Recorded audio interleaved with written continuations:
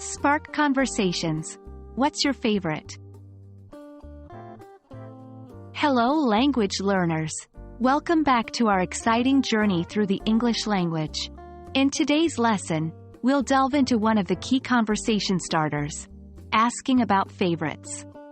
This friendly approach can be applied to a variety of topics including food, movies, music, and much more. The phrase we'll be focusing on is, "What's your favorite?" Asking someone about their favorite things is a great way to engage in friendly conversation and get to know them better. The phrase, "What's your favorite?" is very versatile. You can use it to ask about virtually anything. For example, if you want to know about someone's favorite food, you would ask, "What's your favorite food?"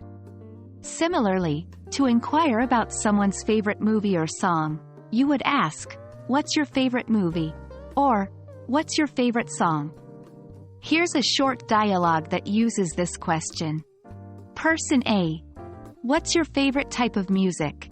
Person B: "I really love rock music. How about you?" Responding to, "What's your favorite?" is also pretty simple. You just need to structure your response like this.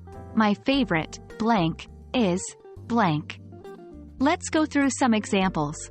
Person A: "What's your favorite movie?" Person B: "My favorite movie is Inception." Person A: "What's your favorite food?" Person B: "My favorite food is pizza." Now that we've learned how to ask about favorites and respond, let's add depth to the conversation.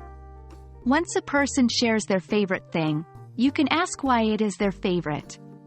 This allows the conversation to continue and become more engaging. Example: Person A: "What's your favorite book?" Person B: "My favorite book is To Kill a Mockingbird." Person A: "Why is that your favorite book?" And that's a wrap. Now you know how to use "What's your favorite?"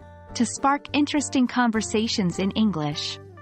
Remember, the best way to learn is to practice. So try using this question in your daily conversations. Thank you for joining me in today's lesson, and I hope it has been beneficial for your English language journey. Until next time, keep practicing and expanding your English skills.